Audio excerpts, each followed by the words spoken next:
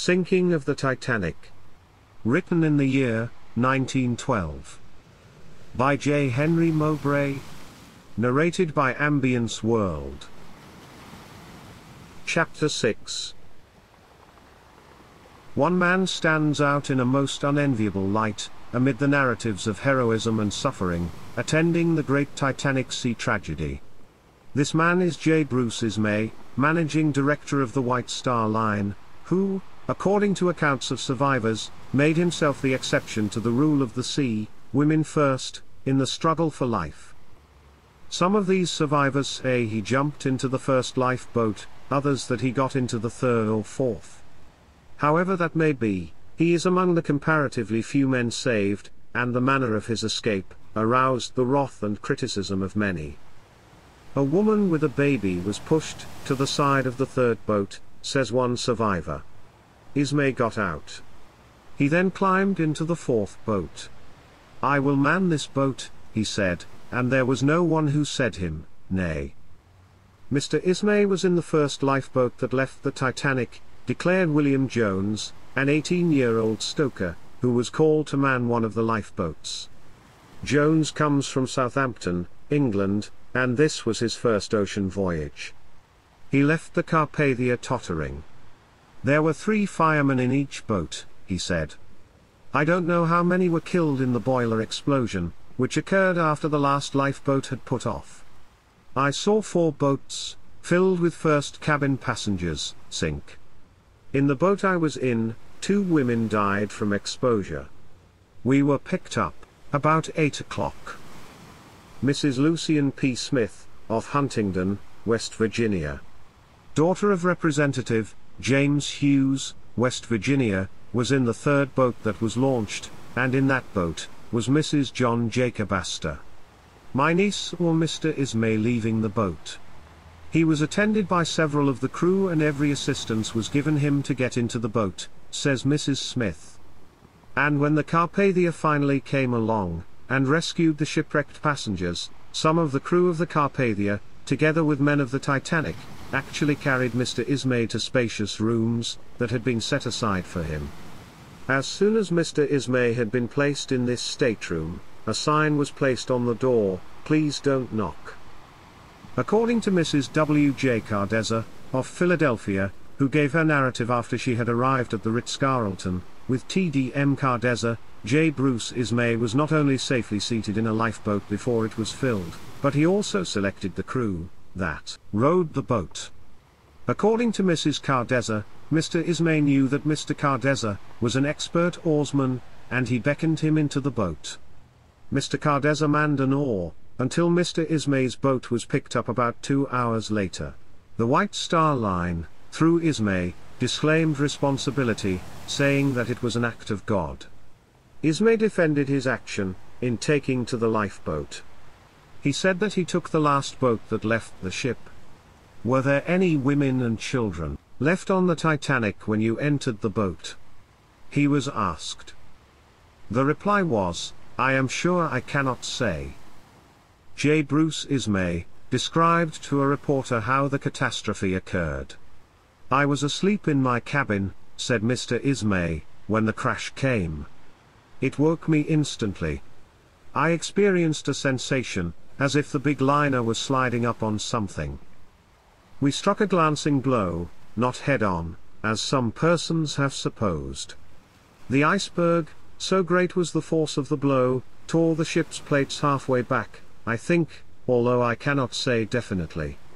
There was absolutely no disorder. I left in the last boat. I did not see the Titanic sink. I cannot remember how far away the lifeboat in which I was had been rowed from the ship when she sank." Mr. Ismay began his interview by reading a prepared statement to this effect. "In the presence and under the shadow of so overwhelming a tragedy, I am overcome with feelings too deep for words. The White Star Line will do everything humanly possible to alleviate the sufferings of the survivors and the relatives of those who were lost. The Titanic was the last word in shipbuilding. Every British regulation had been complied with, and her masters, officers and crew, were the most experienced and skillful in the British service. I am informed that a committee of the United States Senate has been appointed to investigate the accident. I heartily welcome a most complete and exhaustive inquiry, as the company has absolutely nothing to conceal, and any aid that my associates or myself, our shipbuilders or navigators can render, will be at the service of both the United States and the British governments. How soon did she sink after she struck? Mr. Ismay was asked. Let me see, it was 2 hours and 25 minutes, I think. Yes, that is right. In other words, there would have been ample time to have taken everybody off if there had been enough lifeboats. He was asked. I do not want to talk about that now, was the reply. Did you go off in the first boat? Someone asked. What do you mean? Were you in the first boat that left the ship? No. He replied, slowly and firmly, I was not. I was in the last boat.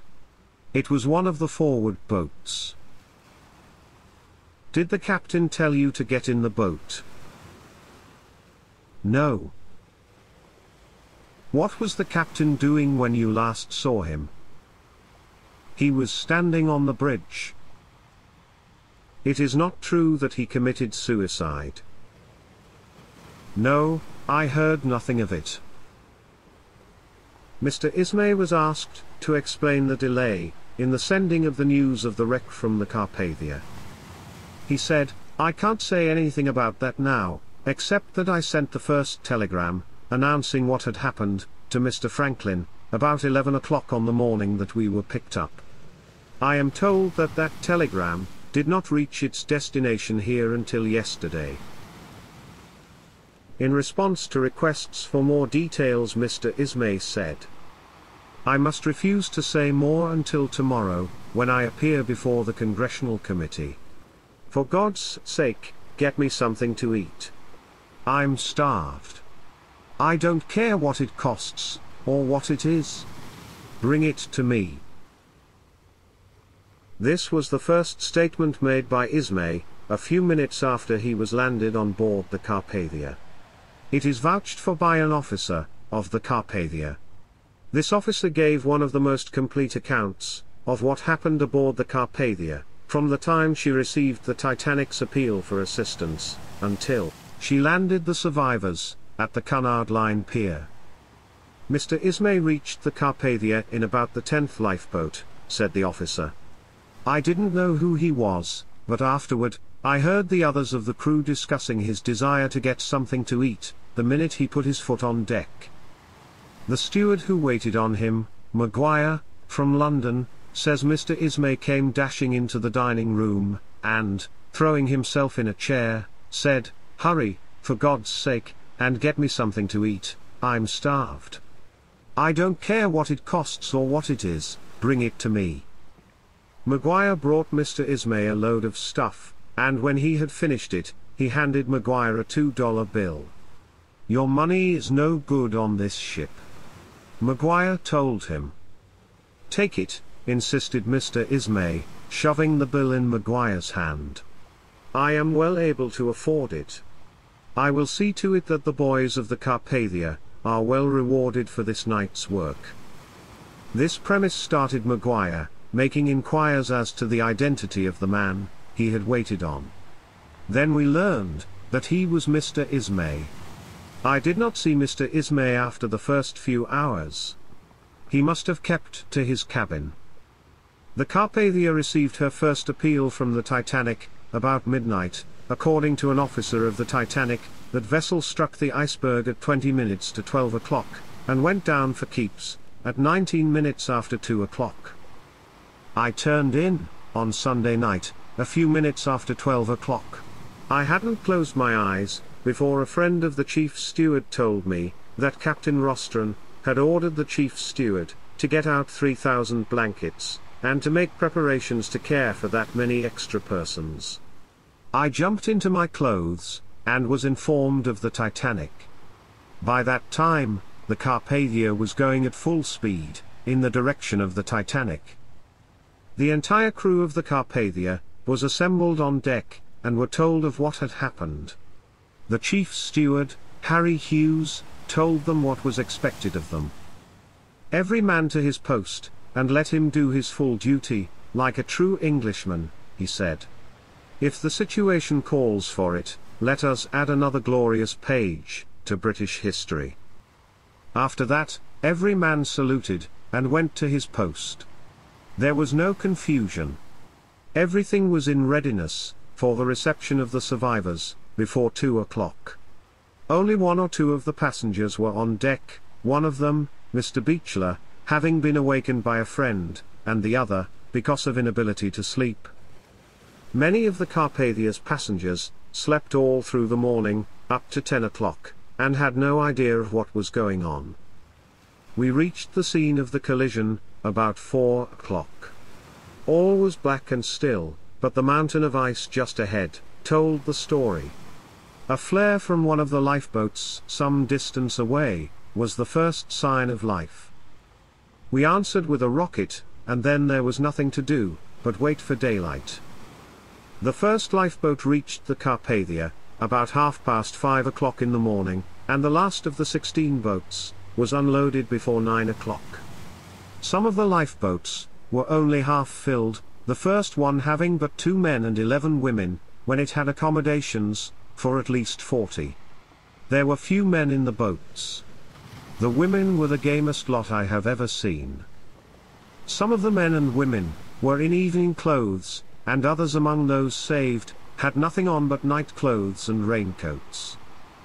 As soon as they were landed on the Carpathia, many of the women became hysterical, but on the whole, they behaved splendid. Men and women appeared to be stunned all day Monday, the full force of the disaster not reaching them until Tuesday night. After being wrapped up in blankets, and given brandy and hot coffee, their first thoughts were for their husbands and those at home. Most of them imagined that their husbands had been picked up by other vessels, and then began flooding the wireless rooms with messages. We knew that those who were not on board the Carpathia had gone down to death, and this belief was confirmed Monday afternoon, when we received a wire from Mr. Marconi himself asking why no news had been sent. We knew that if any other vessel could by any chance have picked them up, it would have communicated with land. After a while, when the survivors failed to get any answer to their queries, they grew so restless that Captain Rostron posted a notice that all private messages had been sent, and that the wireless had not been used to give information to the press, as had been charged. Little by little, it began to dawn on the women on board, and most of them guessed the worst before they reached here. I saw Mrs. John Jacob Astor when she was taken from the lifeboat. She was calm and collected. She kept to her room all the time, leaving it only to attend a meeting of the survivors on Tuesday afternoon. J.R. Moody was a quartermaster on the bridge, beside First Officer Murdoch, when the Titanic struck the berg. There is no way of telling the approach of a berg, and, besides, one do not intend to go into that now, said Moody. We struck, and we paid dearly for it, and that is all there is to that now. We were running between 22 and 23 knots an hour. It seemed incredible that much damage had been done at first, we struck so lightly. There was a little jar.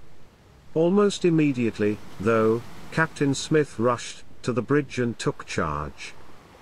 Afterward I saw Murdoch standing on the first deck. I saw him raise his arm and shoot himself.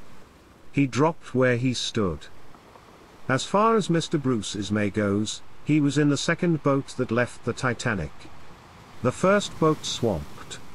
I am sure of that, and Mr. Ismay was bundled into the second boat, regardless of his protests, to take charge of it, in place of First Officer Murdoch, who had shot himself. When the Titanic started to sink, Captain Smith was on the bridge. I saw him. The first lurch brought the bridge almost under water, and the captain was washed off. He clambered back, and must have been there another 10 minutes.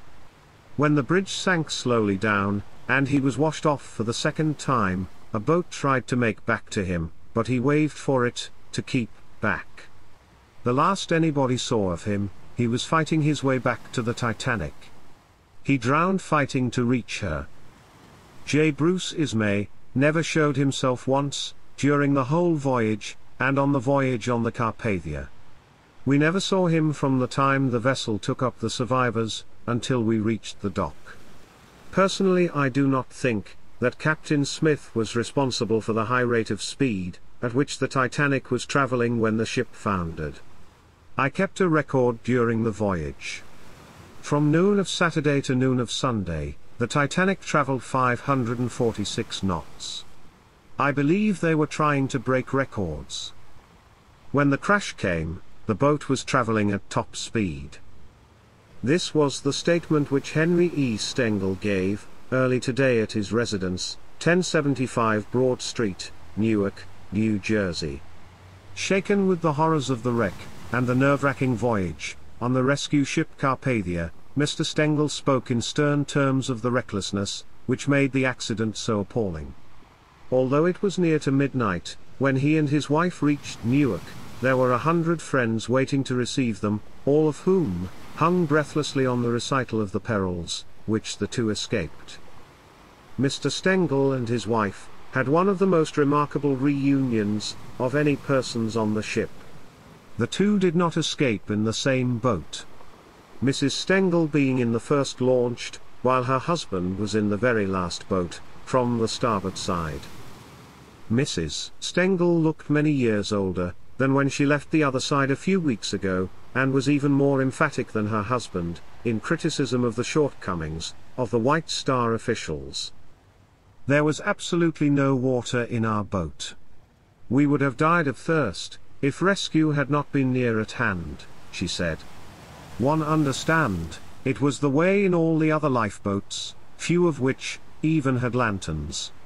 I have heard that a couple of them were provided with bread at the last moment, but our boat was absolutely without any food. Mrs. Stengel was worn by the constant strain which had been pressing upon her in the last 5 days. This has been such a terrible worry that I feel as though I could never sleep again, she said. Oh, it was horrible, horrible. Sometimes I think that I would have been better dead than to have so much to remember. You see, when the crash first came, no one realized the awful seriousness of the situation. It was a loud, grinding crash and it shook the boat like a leaf, but we had all become so filled with the idea that the Titanic was a creation greater than the seas, that no one was terror-stricken. Some of the women screamed and children cried, but they told us it was all right, and that nothing serious could happen.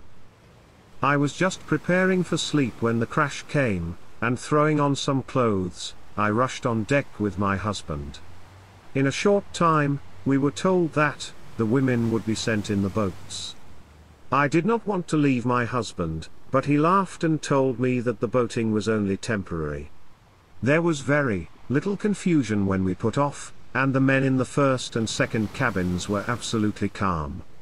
Mr. Stengel kissed me and told me not to worry, that he would come in a later boat, unless it was decided to bring us back on the ship. For some reason, no attention was paid to the men who were put in our boat. One of them was an undersized Chinaman, and the other was an Oriental of some kind. When the lifeboat struck the water, they crawled up in the bottom, and began to moan and cry. They refused to take their places at the oars, and first-class women passengers had to man many of the rowlocks. Still, none of us thought that the great Titanic would sink. We rowed 200 yards away, as they had told us, watching the great ship. Then the lights began to go out, and then came a terrible crash, like dynamite. I heard a woman in the bow scream, and then came 3 more terrific explosions. The boat gave a sudden lurch, and then we saw the men jumping from the decks. Some of us prayed, and I heard women curse, but the most terrible thing was the conduct of the Chinaman and the Oriental. They threw themselves about the boat, in absolute fits, and almost upset the boat. They were a menace during the whole night, and in the morning when the light began to come in the east, and when the women were exhausted, from trying to man the oars, the two of them found some cigarettes, and lay in the bottom of the boat and smoked, while we tried to work the oars. There is no survivor better qualified to tell of the last incidents aboard the vessel than Mr. Stegel. He was one of the last 3 men to leave the boat. He is a man of scientific turn of mind, and is in possession of some valuable data concerning the wreck. As my wife has told you, there was but little disorder on board after the crash, he said. I realized the seriousness of the situation immediately, because I saw Captain Smith come out of the cabin. He was closely followed by Mr. and Mrs. George Widener, of Philadelphia. What is the outlook? I heard Mr. Widener inquire. It is extremely serious, gentlemen, he said. Please keep cool and do what you can to help us. Deck stewards rushed through the corridors, rapping frantically on the doors of the occupied cabins. All were told that the danger was imminent. Some heeded, and grasping the first clothing they could find, they rushed on deck. Others refused to come out. They would not believe there was danger. On deck the boat crews were all at their posts. The big lifeboats had been shoved around, ready to be put over the side. Women and children were picked up bodily and thrown into them. The rule of the sea, women and children first, was being enforced. One after the other, the boats went over the side. Then a cry was set up, "There are no more boats," was the shout. Consternation seized upon all that remained. They had believed there would be room for all. Uncontrollable terror seized many. They fought for the life belts. Some frantically tried to tear loose deck fittings, hoping to make small rafts that would sustain them until help would come. But everything was bolted fast. Then, fearful that they would be dragged to death in the swirling suction that would follow, the men began to leap into the ice-filled ocean. They jumped in groups, seemingly to an agreed signal, according to the stories of the survivors tonight. Some who jumped were saved, coming up near lifeboats and being dragged into them by the occupants. Slowly, steadily and majestically, the liner sank. One deck after the other was submerged. Whether the boilers exploded is a question. Robert W. Daniel, a Philadelphia banker, says that when the icy water poured into the boiler room, 2 separate explosions followed that tore the interior out of the liner.